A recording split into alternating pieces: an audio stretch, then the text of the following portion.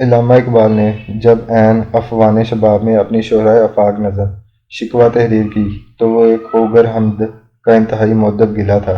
اس ساری نظم کا مرکزی شعر تھا: رحمتیں ہیں تیری اغیار کے کاشیانوں پر، برق گرتی ہے تو بیچارے مسلمانوں پر۔ اقبال کی نظم شکوہ ایک عام مسلمان کے جذبات کی ترجمانی تھی جو اس دور میں ذلت و رسوائی کا شکار تھا۔ لیکن شکوہ کے جواب میں لکھی جانے والی نظم جواب شکوہ اپنے اندر ایک الہامی کیفیت لیے ہوئے ہے۔ ایسے لگتا ہے پوری نظم ایک نعت ہے جو رسول اکرم صلی اللہ علیہ وآلہ وسلم کی مکمل اتباع کو امت کے تمام مسائل کا حل بتاتے ہوئے اس آخری شعر کی جانب کشاں کشاں لیے جا رہی ہے: کی محمد سے وفا تو نے تو ہم تیرے ہیں، یہ جہاں چیز ہے کیا لوح و قلم تیرے ہیں۔ رسول اکرم صلی اللہ علیہ وآلہ وسلم سے وفا کا اصل مفہوم جو قرآن سے بتلایا وہ یہ ہے کہ زندگی کے ہر معاملے میں آپ کی پیروی کی جائے۔ اے نبی، کہہ دو کہ اگر تم حقیقت میں اللہ سے محبت رکھتے ہو تو میری پیروی اختیار کرو، اللہ تم سے محبت کرے گا۔ یہ پیروی زندگی کے ہر شعبے میں لازم ہے، خواہ سیاست ہو یا تجارت، خاندان ہو یا قبیلہ۔ اللہ کی ناراضگی، عذاب یا آزمائش کی بنیادی وجہ یہ نہیں کہ آپ اللہ کے منکر ہو جائیں، ملحد بن کر اس کی ذات کا انکار کر دیں اور اپنی زندگیاں سیکولر، لبرل اور روشن خیال طرز معاشرت پر گزارنے لگیں۔ اللہ اپنے انکار پر انسان کو اس کی مرضی کے مطابق زندگی گزارنے دیتا ہے۔ وہ کسی کے رزق میں کمی نہیں کرتا، مگر وہ ایک بات کا اعلان کر دیتا ہے کہ تم اللہ کے وجود کا انکار اور احکامات کی ہنسی اڑاتے ہو تو پھر وہ ان کی رسی دراز کیے جاتا ہے اور یہ اپنی سرکشی میں اندھوں کی طرح بھٹکتے چلے جاتے ہیں۔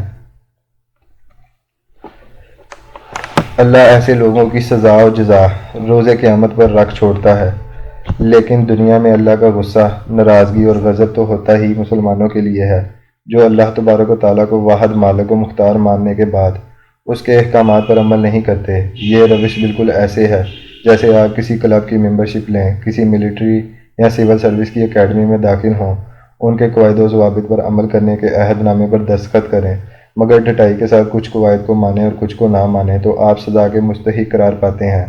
ایسے ہی ان مسلمانوں کو جو اللہ کے کچھ احکامات کو مانیں اور کچھ کا انکار کریں، اللہ دنیا میں بھی سزا ضرور دیتا ہے۔ تو کیا تم اللہ کے بعض احکامات کو مانتے ہو اور بعض سے انکار کرتے ہو؟ تو جو تم میں سے ایسا کرے گا تو اس کا بدلہ دنیا کی زندگی میں ذلت و رسوائی کے سوا اور کیا ہے۔ یہ ہے اقبال کے اس شکوے برق گرتی ہے تو بیچارے مسلمانوں پر کافر آنی جواب، جسے اقبال نے جواب شکوہ کے تمام اشعار میں منظوم کیا ہے کہ مسلمانوں کی ذلت و رسوائی کی بنیادی وجہ اللہ سے وعدہ کر کے مکر جانا ہے۔ سیکولر لبرل اقوام نے اللہ کے احکامات ماننے کا کوئی وعدہ نہیں کیا، اس لیے وہ اپنے انکار کی سزا آخرت میں بھگتیں گے۔ ہم نے وعدہ کو توڑ کر اللہ کے غضب کو دنیا میں ہی دعوت دے رکھی ہے۔ اللہ فرماتا ہے کہ میں تمہیں دنیا میں ذلیل و رسوا رکھوں گا اور آخرت میں شدید عذاب دوں گا۔ اگر ہم صرف اس بات پر ہی رک جاتے کہ اللہ کے احکامات کی نہ مانتے تو اللہ ہمیں ذلت و رسوائی تک ہی محدود رکھتا، لیکن ہمارے ملک میں روز دانشور، قلمکار، اینکر پرسن، تجزیہ نگار اور سائنسی پنڈت تک کی اکثریت اپنی تحریروں سے اللہ کو للکارتے پھرتی ہے۔ یہ سیلاب، زلزلوں اور آفتوں کی ایسی توجیہات کرتے ہیں جو اللہ نے قرآن میں اپنے غضب کا باعث بتائی ہیں۔ اس میں اللہ کو ناراض کرنے والی اہم دلیل وہ ہے جو قارون نے حضرت موسیٰ کے سامنے دی تھی۔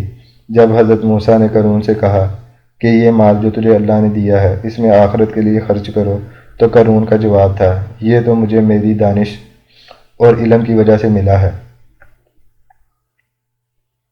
قارون اپنی معاشی ترقی پر نہ صرف خود تکبر کرتا تھا بلکہ اس دور کے دنیا پرست دانشور اسے کامیاب ترین انسان کہتے تھے۔ اللہ قرآن میں پورا منظر کھینچتا ہے۔ پس قارون پوری آرائش کے ساتھ اپنی قوم کے مجمع میں نکلا تو دنیاوی زندگی کے متوالے کہنے لگے، کاش ہمیں بھی کسی طرح وہ مل جاتا جو قارون کو دیا گیا ہے، یہ تو قسمت کا بڑا دھنی ہے۔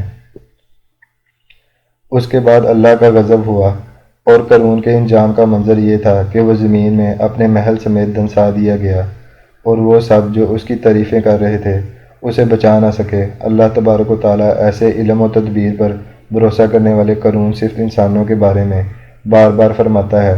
جب انسان کو کوئی تکلیف پہنچتی ہے تو وہ ہمیں پکارتا ہے، پھر جب ہم اس پر اپنی طرف سے فضل کر دیتے ہیں تو کہتا ہے کہ یہ تو میری تدبیر کی وجہ سے ایسا ہوا ہے۔ آج آپ پاکستان میں آنے والے سیلاب کی ساری سائنسی، علمی اور دانشورانہ بحثیں اٹھا لیں، سب انسانی تدبیر، عقل و دانش اور علم کے گرد گھومتی ہیں، اور ان میں سے اللہ سرے سے ہی غائب ہے۔ فلاں ملک نے ایسا کیا تو وہ سیلاب سے بچ گئے، ہم نے ایسا نہیں کیا اس لیے تباہی ہمارا مقدر بنی۔ کاش یہ تدبیر کے غلام صرف گزشتہ چند سالوں میں آنے والے دو المیوں کا مطالعہ کر لیں کہ اللہ نے انسان کے علم و دانش و تدبیر کے بنائے ہوئے تمام انتظامات غارت کر دیے اور ایک نئے طریقے سے عذاب بھیج دیا۔ جاپان نے خود کو زلزلہ پروف بنا لیا تو اللہ نے 11 مارچ 2011 کو سونامی بھیج کر $360 ارب کا انتظام غارت کر دیا، اور 2020 میں حفظان صحت کے اصولوں کی معراج والے امیر ممالک میں کرونا بھیج کر 65,16,000 لوگوں کو لقمہ اجل بنا دیا۔ اللہ تبارک و تعالیٰ اس قسم کے تکبر کی مثال سورہ کہف میں 2 باغ والوں کا قصہ بیان کرتے ہوئے دیتا ہے۔ ان میں سے ایک کو اپنے بندوبست، تدبیر اور دولت پر فخر تھا، اور وہ یہ سمجھتا تھا کہ باغ میں جاری نہر اور حفاظتی بندوبست کی وجہ سے اس کا باغ کبھی تباہ نہیں ہوگا۔ اس نے اپنے اللہ پر بھروسہ کرنے والے ہمسائے سے کہا، میں نہیں سمجھتا کہ یہ سب کچھ فنا ہو جائے گا، اور مجھے توقع نہیں کہ قیامت کی گھڑی آئے گی، اور اگر میں اللہ کی طرف پلٹایا گیا تو اس سے بہتر پاؤں گا۔ اس کے ساتھی نے اسے کہا کہ تو شرک کر رہا ہے، اور تو نے اپنے باغ میں داخل ہوتے ماشاءاللہ یعنی اللہ نے چاہا نہیں کہا تو عین ممکن ہے اللہ اس پر عذاب بھیج کر اسے چٹیل میدان کر دے۔ وہ شخص اپنی تدبیر کے تکبر میں رہا، اور پھر اس کے سارے پھل گھیر لیے گئے، اور وہ اپنے تمام انتظامات اور لاگت پر ہاتھ ملتا رہ گیا، اور اس کا سارا باغ اوندھا الٹا پڑا تھا، اور وہ کہہ رہا تھا، کاش میں اپنے رب کے ساتھ کسی کو شریک نہ ٹھہراتا۔ یہاں اللہ نے واضح کر دیا ہے کہ مشرک انسان وہ بھی ہے جو اپنی عقل، دانش، تدبیر اور دولت پر مکمل بھروسہ کرتا ہے، جبکہ بدترین مشرک وہ ہے جو اللہ کے مقابلے میں اس دانش، عقل، تدبیر اور دولت کے سرے عام گن گاتا ہے، اور جو لوگ دوسروں کو اللہ پر بھروسہ کرنے، اس سے استغفار کرنے اور اللہ سے عذاب ٹالنے کی درخواست کرنے کے لیے کہتے ہیں، یہ ان کا تمسخر اڑاتا ہے۔ ایسا میرے ملک میں مسلسل ہوتا چلا آ رہا ہے، اور یہی تمسخر ہی تو ہے جو میرے ملک پر اللہ کی ناراضگی کا مسلسل باعث ہے۔